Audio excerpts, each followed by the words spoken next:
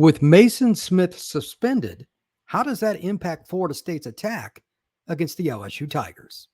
You are Locked On Seminoles, your daily podcast on the Florida State Seminoles, part of the Locked On Podcast Network.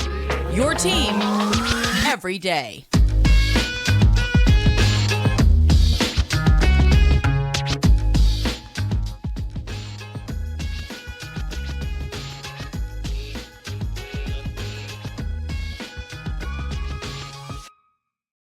Welcome back into another edition of Locked On Seminoles. I am your host, Brian Smith.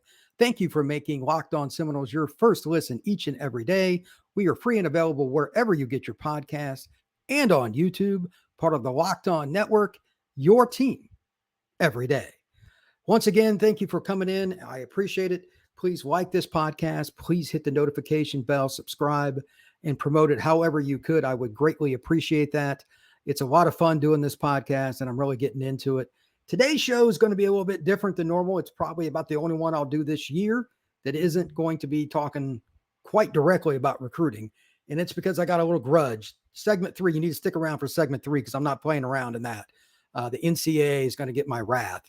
But it's about segment 1 and 2 first. That's Maason Smith, the suspension, why he is suspended, what I think about it, and what he can do. Then we go into with his loss for LSU. This is a big-time player, by the way, big-time defensive tackle. How Florida State could potentially attack the LSU front a little bit differently. But again, segment 3 is something that you're going to want to stick around for because I don't often discuss things in a manner of shooting out at people and all that. But today is going to be a little bit different. So it is what it is, and people can get mad about it if they want, but I have reason for it. Today's episode is brought to you by eBay Motors. For parts that fit, head to eBay Motors and look for the green check. Stay in the game with eBay, guaranteed fit. ebaymotors.com. Let's ride. eBay Motors, guaranteed fit. Only available to U.S. customers. Eligible items only. Exclusions do apply. This is going to be a fun episode. I haven't had a chance to really dive in. And I don't know how I want to put this, just game plan parts, just there's sections of it, like inside run game, outside run game, really getting specific and getting techie with football. But today is going to happen that way about a day or two before. I'd kind of planned on doing it Saturday. I've got Glenn West coming on my show Saturday. We've got something scheduled. He is part of Go 247. He's an LSU fan. He's an LSU grad. He lives and dives Tigers. And we both agree that, like I'm talking about in segment 3 again, that the whole situation with Maason Smith is bunk, but it is what it is. We'll get into talking a little bit with him. Glenn's a great guy. On Saturday, you won't want to miss that. It's going to be a lot of fun. So Maason Smith, who is he? Why is he important? What has he done to date? Why do FSU fans care? All of that in segment 1. You cannot teach 6'5 plus, 320 pounds, and being a natural pass rusher. Can't do it. You cannot do it. Maason Smith, when he came out in the class of 21, other people had him 5-star, etc. In my opinion, and I watch about as much film as anybody in the country, I thought Maason was the best prospect upside-wise, projected for position, et cetera, of anybody in the country. I had him number 1. Nobody else did, but I did, and it's for a real simple reason. The rarest of the rare is an interior defensive lineman that is a natural pass rusher. You will not find a rare skill. He goes to LSU, which they always have D linemen. It wasn't like he was going to walk in and just throw everybody out of the way. But he did well as a freshman. This is what he had. Got some stats here. Played in 9 games, 19 tackles, 5 tackles for loss, and 4 sacks. As a rotation guy at D tackle, as a true freshman, that's tremendous. Tremendous. Moving on to last season, the Noles opened up with the Tigers down in New Orleans. He was on the field for the opening drive. He ends up getting hurt, hurts his ACL, misses the season. That's a really tough break. No pun intended. It's unfortunate, but it happens. It's football. Big guys like that, if something kind of goes sideways, literally and figuratively, injuries do happen. Maason works all off season and through that season and this off season to get back.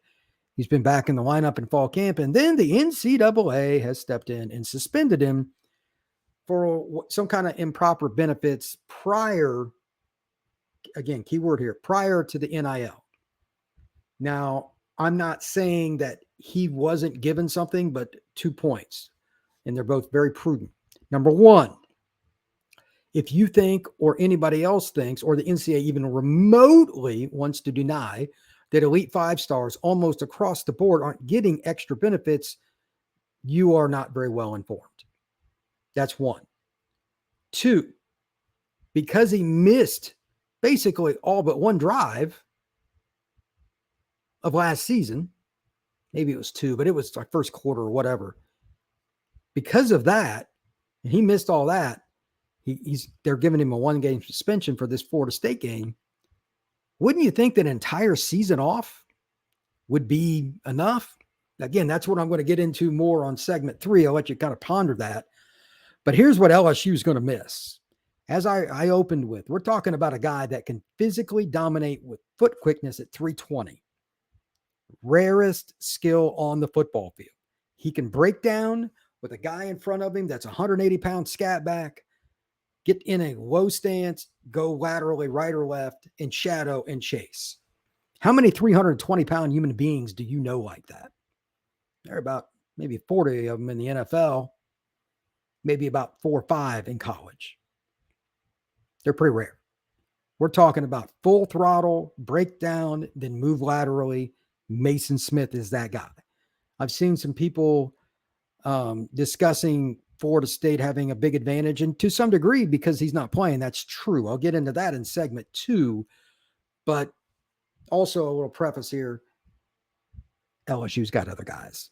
We're going to talk about that in segment 2 and why they matter. But for now, just note that, look, you can't replace him completely with one guy. LSU's got enough depth to kind of hide it, but this matters. The NCAA's decision, in my opinion, kind of screws the fans in general, not just LSU, but Florida State too. You want to beat the best. So they're not going to have their game record, which puts more pressure on Mekhi Wingo. But it is what it is. Can LSU recover from that and still beat Florida State? Absolutely. They have plenty of talent. Again, we'll get into that. But you cannot replace Maason Smith with one guy. It's not going to happen. Not going to happen. Rarest of the rare skills, especially in 3rd and 6. How many 320-pound guys, if a defensive coordinator or his D-line coach have time, willingly can keep that player in the lineup as part of a pass rush package? Now, I'm not saying they don't have something to replace him at times or whatever, but he's good enough to literally be in that. So Florida State's going to get the advantage of not seeing him on any down, but that's the one in particular that worries me, because they obviously have Harold Perkins and other players too that are just tremendous football players. Taking Maason out limits their ability, because then you can focus on them a little bit more. That's important. That's very important. What are you going to do to replace that by itself? And the answer is you're not. And I'm a little disappointed, just as a football fan, forget who's playing. I'm a little disappointed that we don't get to see him, because again, he worked all off season. Last year was supposed to be his breakout year. Now we got to wait another game, and it's obviously not going to be a situation where it's even remotely the same thing. It's just not. So it is what it is, and I'm just bitter. I openly admit that, but I just don't want to be in that situation again. I don't want to see it like that again this year. Like, the NCAA makes enough errors. Don't screw us over taking the best players off the field. He missed a freaking year. So, all right, I'm off my high horse on what he did for that for now, but back to it on segment 3 again. I will talk about that a little bit more. All right, if you're like me and I'm still looking for a part for my Honda, eBay Motors is an option for you. It's not easy to find parts. It's not easy to get them quickly. and it sure as heck isn't easy to get them for cheap. Make sure you check out your options. eBay is a great way to go. eBay Motors is one of the better options you can get out there. Please check them out. For a championship team, it's all about making every player as perfect fit. It's the same when it comes to your vehicle. Every part needs to fit just right. eBay Motors, again, I have a lot of different ways that I go about trying to find parts for my car throughout my life. It's not easy. This is a great way to do it. So please make sure that you check them out. We are very thankful for them as a sponsor. So get the right parts, get the right fit, and the right pieces on ebaymotors.com. Let's ride.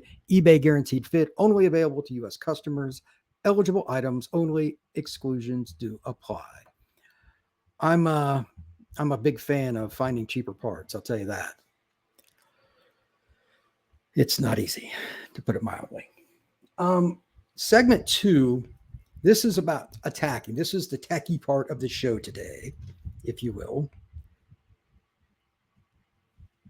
I haven't done this yet since I joined this Locked On group and enjoying it and everything. Been mostly recruiting and just dipping into some of the depth chart stuff with LSU, but this completely changes game plan because Maason Smith is that important. I could have done 6 segments on today if I would have really wanted to break it down. Run game, pass game, goal line, short yardage, whole 9. May do a little more of that once I find out more about the exact rotation, if I'm able to get it. As I noted on yesterday's show, Brian Kelly is not very friendly with being honest about depth charts and injuries.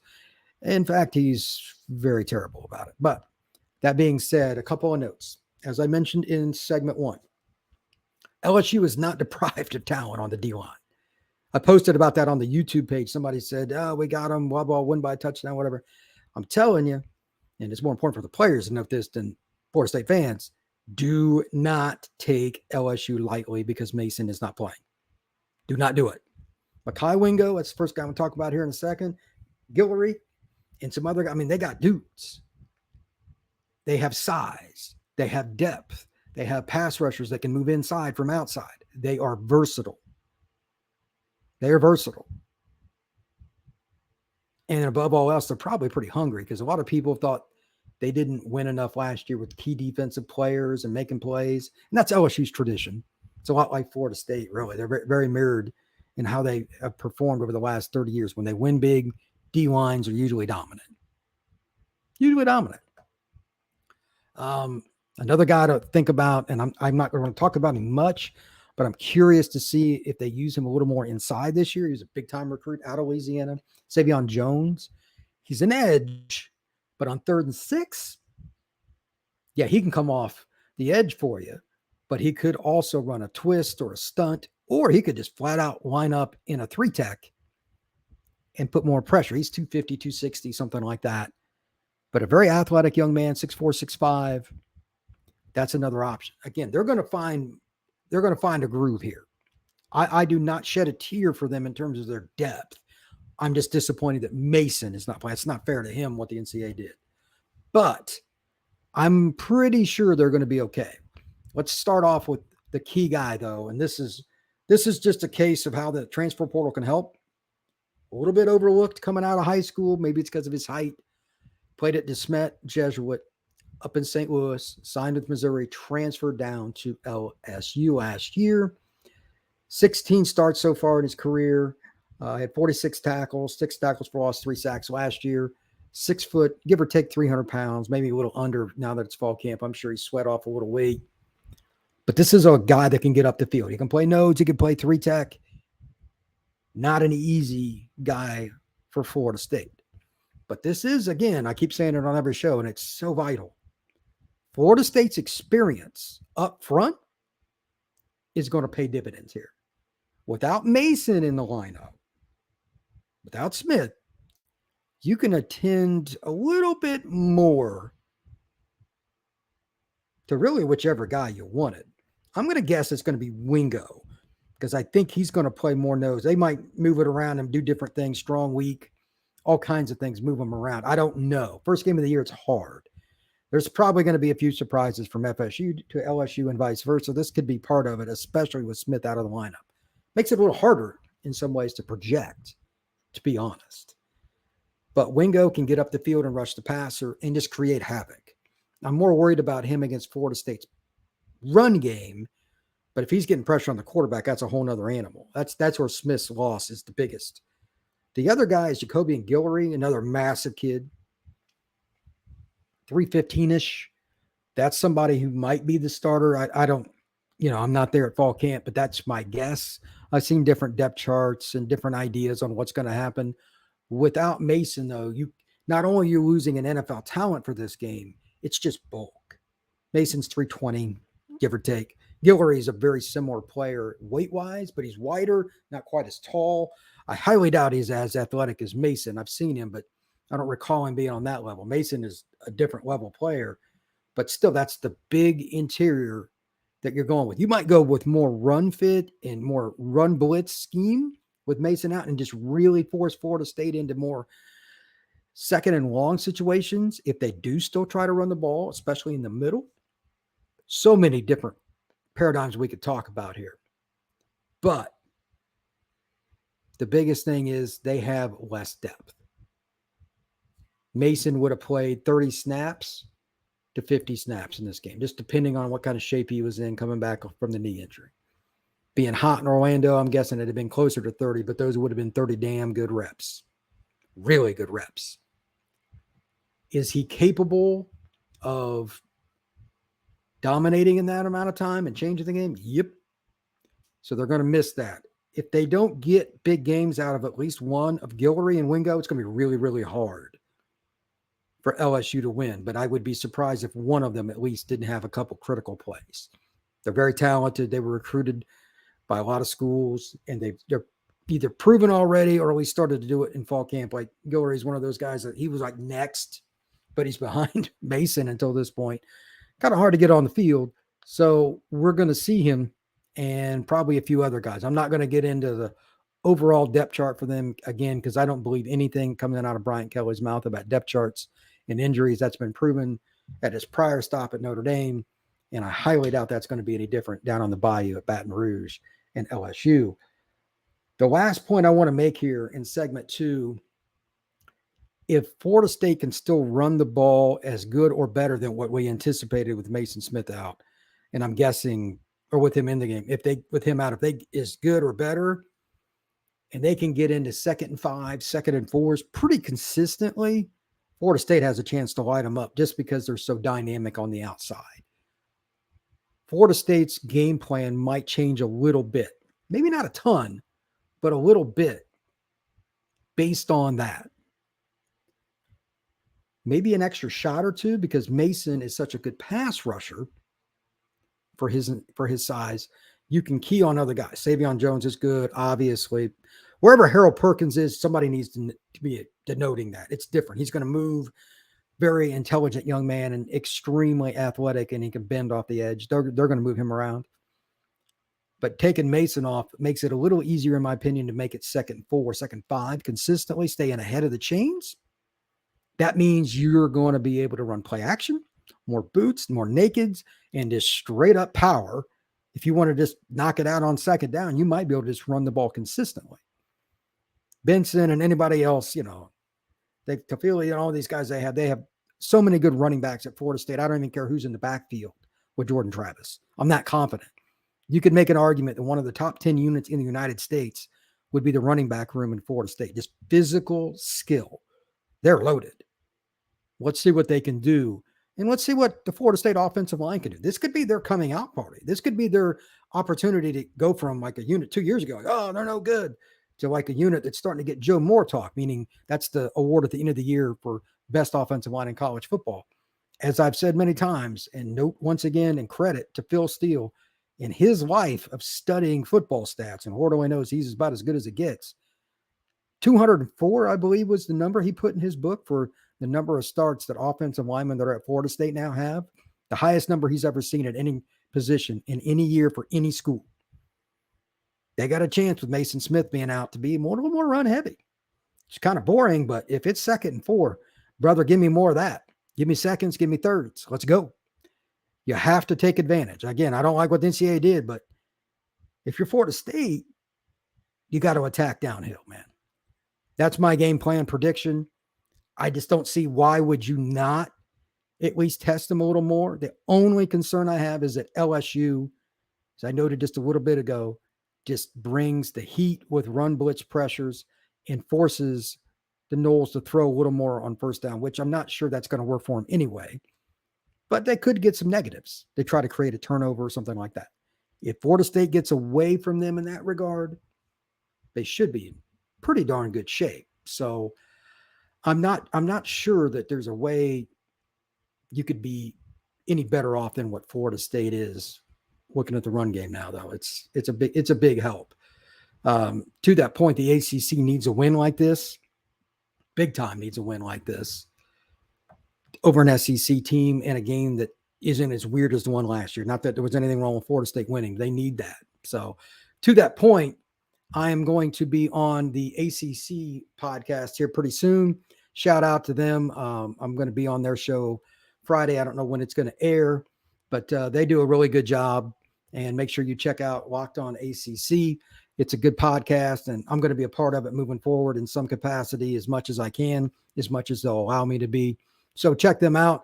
They've got the preview for college football for the ACC on their links, on their Twitter, et cetera, on their social media. Make sure you check that out. There's more good talent in the ACC than you might think. Also, if you need anything to look at changing something in your life, BetterHelp is something to consider. It's an online service. BetterHelp is free for you to go to and check out yourself. It's online. Everybody needs something. You got something going on with your girlfriend. You got something going on with your taxes. You got something going on with your job, whatever it may be. That's something you might want to look at. It's up to you. No pressure whatsoever, but BetterHelp is an option. This is a society that sometimes, in my opinion at least, keeps things in a little bit too much. So this segment is brought to you by BetterHelp. I'm not here to say that I've used it, but at the same time, I have friends that have needed help. Please make sure that if you do need it, whether it's BetterHelp or somewhere else, make sure you get it. It's something that everybody needs in some kind of capacity in their life, probably, but that's up to you. I'm not really sure if there's a better thing to do than to kind of look into it for yourself. This is a really interesting idea because it's online. So that's betterhelp.com/lockedoncollege. Make sure you check it out when you get an opportunity. That's betterhelp.com/lockedoncollege. Now, for the final segment, this is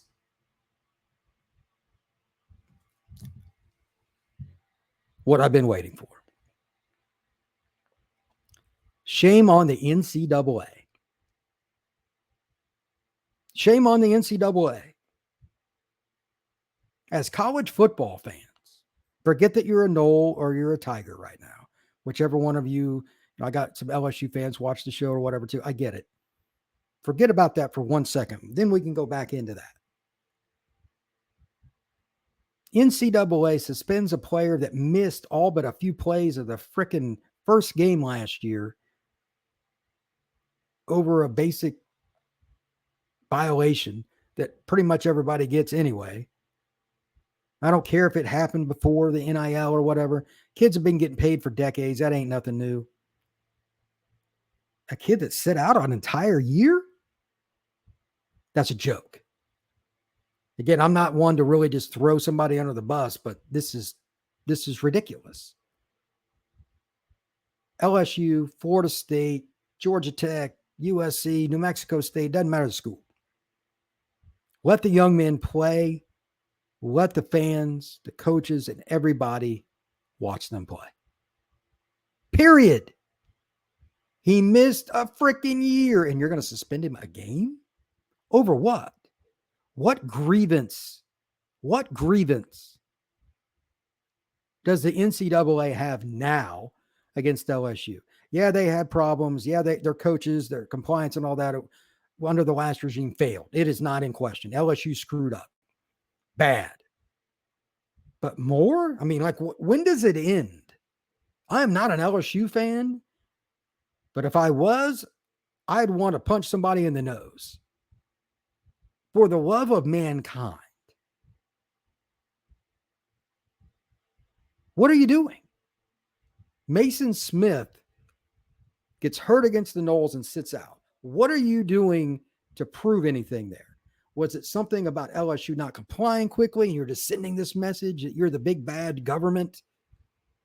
This is as bad as our national politics between both parties. This stuff is ridiculous. Get off your high horse. Let the young man play with his teammates that he practiced all spring and fall to get back into shape, to rehab his knee, going through sprints. Can you imagine how much fun it is going through sprints at 320 pounds? I bet that's just a blast. And now you're right before the game going to suspend him?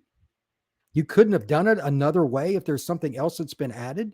There was no other additional way to do it? What could have possibly gone on in Baton Rouge that has cheated Florida State and LSU fans and college football fans across the board not to get to see this incredibly talented young man play defensive tackle for the Bayou Bengals? What could it be? Somebody in the NCAA headquarters needs to bury his head in the sand the next time something like this comes across the desk. You are sad. What is wrong with you? You don't have something better to do? All the NIL deals going down and you're picking this? We know there's upfront money flying everywhere in recruiting. As a recruiting analyst, we joke about it constantly. We hear about these hundreds and hundreds of thousands of dollars, sometimes from players and coaches. And yet you're going to pick on a kid prior to the NIL thing? I mean, it's just dumb. Their list of priorities at the NCAA is help us make more money. We don't care about players, and we're going to be petty. That's the order. It's 1, 2, 3. Take care of ourselves. Whatever happens to players, whatever happens. And then let's be petty and just throw somebody under the bus too. Well done. Not so much. Ran over. Now, on Friday, for tomorrow's show, I'm going to be doing a few different things. Starting to break down some basic matchups, talk about stats, a little bit of that. I'll have a recruiting segment tomorrow, probably to start, but then the last two segments will most likely just be LSU and FSU. I might have a little something extra tonight if I get a chance, because I'm really enjoying digging into the stats. LSU's a fascinating team. It's year 2. Offense will be rolling, etc. Defense, I'm really curious now with Maason out. There's all kinds of possibilities for podcasts. I don't know if I'll do extra episodes or what, make a bigger episode. I'm not sure how I'm going to break it down yet, but there's going to be plenty of detail about that game. It's time to go full mode, because that game is without question the number one game of the opening weekend in college football. The week 0 this weekend, I might talk a little bit about USC and Notre Dame playing just because they're really good teams, but they're not great games who they're playing. I forget who USC is playing, San Jose State or something. I always watch Caleb Williams, but whatever. Notre Dame's playing in Ireland against Navy. Notre Dame's going to roll them over. Don't really care. But we might talk a little bit about that too. But mostly what we're going to do is the LSU prep now. So please hit that like button. Please hit that notification bell. Subscribe to this podcast. And again, thank you very much for coming on and listening. And if you have any questions or anything, got comments, post it on YouTube. There's also the opportunity, if you want, I got it on the bottom of the screen. If you've got something that you want to discuss and you don't want to post it on YouTube, you're not a YouTube guy, not a YouTube gal, that's fine. Right there. Send questions to Canes and Noles rivalry at gmail.com. I'm thinking about trying to find a way to write a book about the history of that rivalry. It's something I've always thought about. And since I'm in Florida and I cover all the schools in Florida, might as well. So I started an own Gmail account. It's about that. If you have something you want me to talk about, there's your chance. Send comments and questions to Canes and Noles rivalry at gmail.com. I will be happy to do it. So everybody, please have a great day. Thank you very much. I'm really looking forward to the next few days with the breakdowns, because it means I get to study film, watch plenty of YouTube TV, check out, look at some of the LSU games from last year and all the things that go along with it. it's pretty fun. So everybody be good. Take care.